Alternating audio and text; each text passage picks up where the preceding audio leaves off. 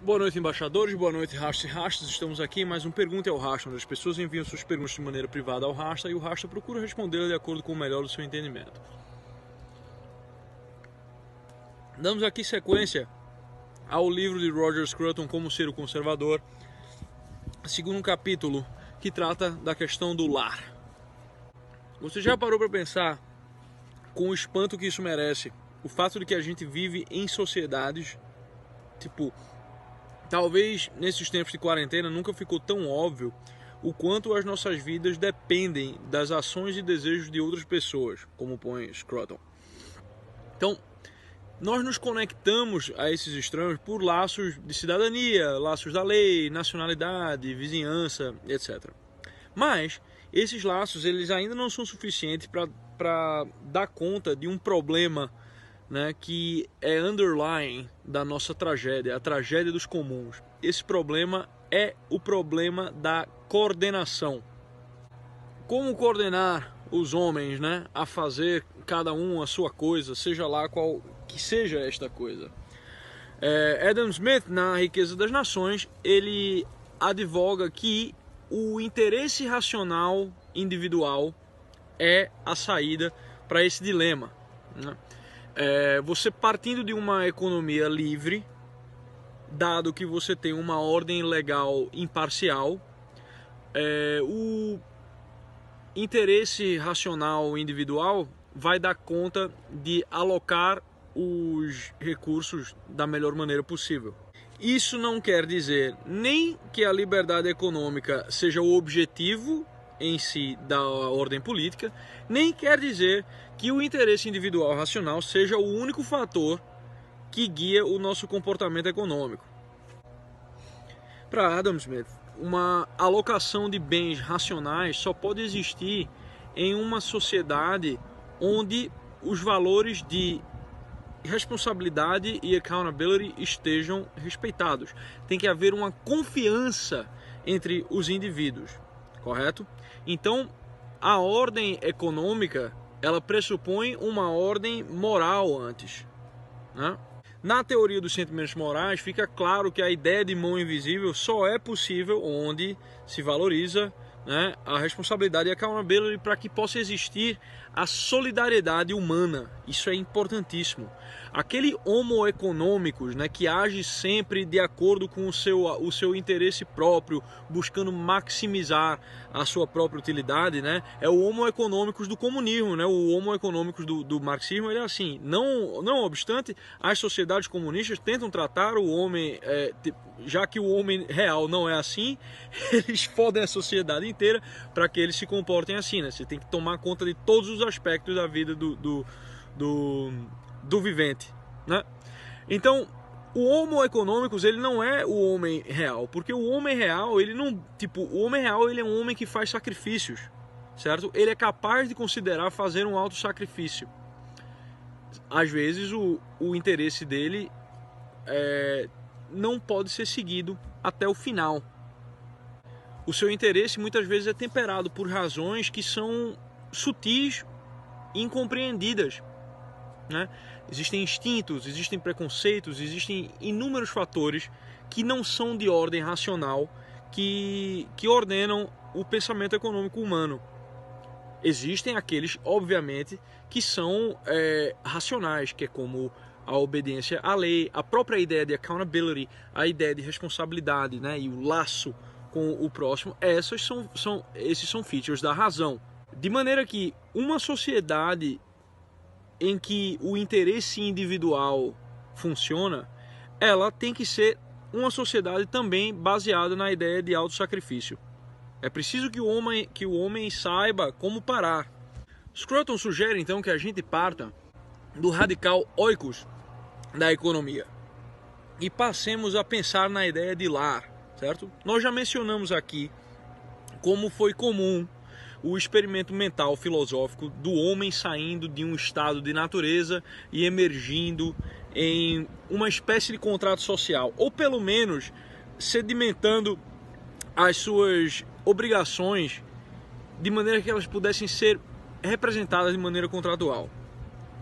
Mas qual é que é a diferença de um contrato social como compreendeu Hobbes, por exemplo, para o contrato social russoniano, que já matou Mark Jeremias muito louco? A resposta está contida na ideia de membership. Por quê? Para Hobbes, um contrato social ele é diferente de um contrato empresarial por causa do que o antecede, certo?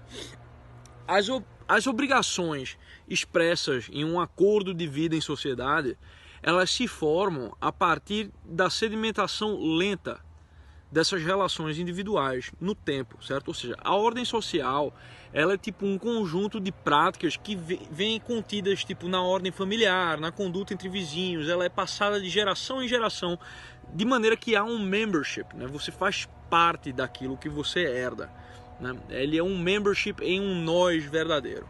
Esse nós, ele inclui os que já se foram, inclusive, porque você herda essas coisas de pessoas que já foram, que foram os seus guardiãos metafísicos, né? As pessoas que pensaram na liberdade individual que você não pensou, né? Elas fizeram para você, elas são os seus guardiãos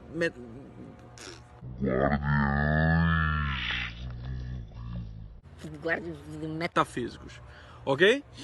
Então, se é quebrado esse pacto entre as gerações, entre os que se foram, os que aqui estão e os nascituros, não existe motivo para que as pessoas não olhem para esse contrato social de merda como uma conta de internet e dê unsubscribe, entendeu? Se uma geração se volta contra a outra ou não está nem aí para os direitos da outra, ela não vai merecer o seu amor nem o seu cuidado. Daí o contrato social ele degenera em um mero pacto de exploração de recursos. Um mero pacto de exploração de recursos por aqueles que estão vivos agora.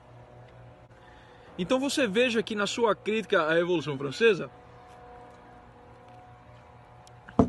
Edmund Burke, ele mostra como a primeira coisa que os franceses fizeram foi torrar todo o capital humano, toda a herança cultural acumulada em prol do quê? Em prol de um projeto poderoso, né?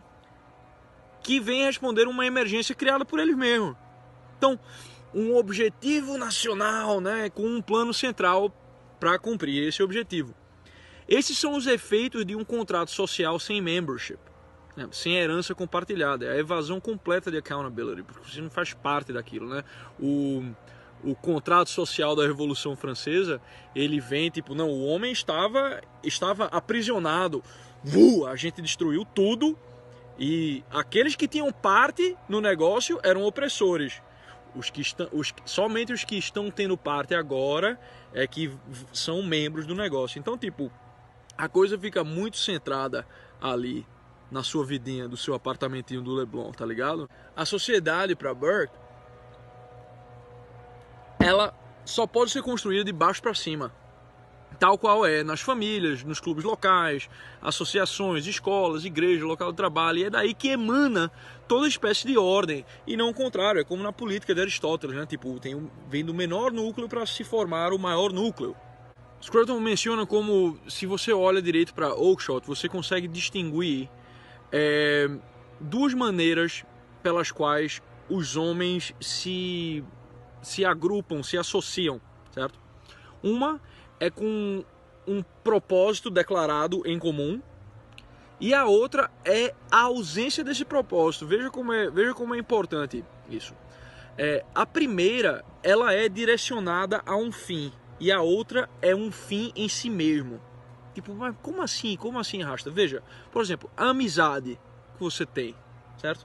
A amizade, ela é um fim em si mesmo. Você busca a amizade porque ela é um bem, não pelas potenciais vantagens que ela possa trazer para você, certo? Tipo, muitas vezes você vai ter uma amizade e ela vai trazer vantagem para você, mas você não persegue ela por causa dessas vantagens. Do contrário, ela não é amizade nenhuma, entendeu? Então, é exatamente por isso que você não pode ser amigo de um psicopata, né? Porque ele só enxerga você como meio para um fim, entendeu? E nunca um fim em si mesmo.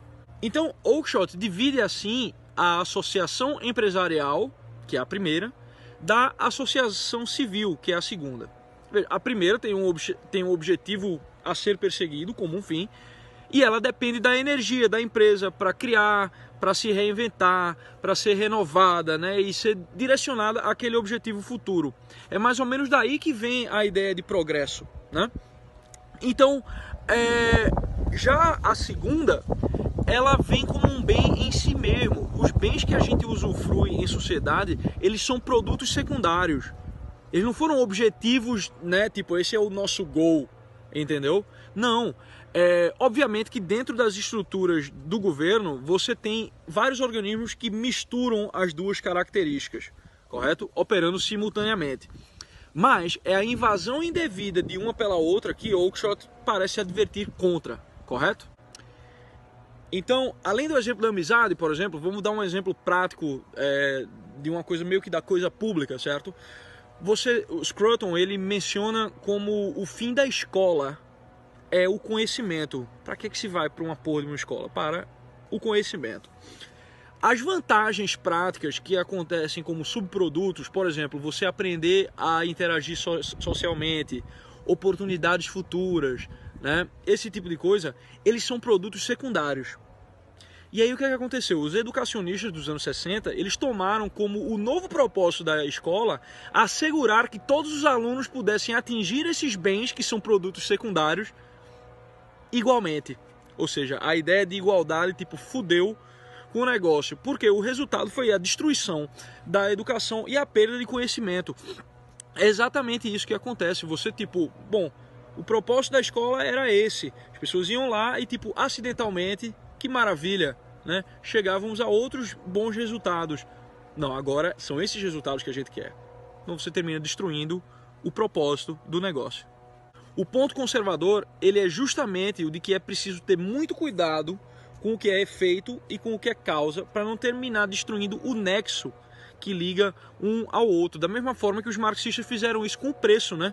Destruíram a informação que levava à produção de um bem. Então, tipo, isso aí, obviamente, só levou ao desabastecimento ou ao mercado negro. Enfim, os bens mais preciosos que a gente usufrui como sociedade, eles vêm como produtos secundários da nossa acomodação a um lar, certo? Ao nosso settlement no oikos. Isso aqui, certo? Então, eles não vêm como objetivos a serem atingidos como planos de tecnocratas iluminados que não possuem nenhuma lealdade, nem com os que já morreram, nem com os nascituros, né? Então, nem com lugar algum. Então, é necessário colocar o lugar de assentamento, o oikos, de volta à economia, correto? Como o próprio Scruton, ele argumenta, esse é o argumento principal do seu livro How to Think Seriously About the Planet. Então, eu espero que isso sumarize mais ou menos a ideia de lar, certo? Do qual o nosso settlement, a nossa adequação a ele, faz com que emane os outros bens que a gente usufrui em sociedade. Então ficamos assim. Amanhã às 9 na praia, uma melancia de meia hora, se não chover. Um beijo do Rasta.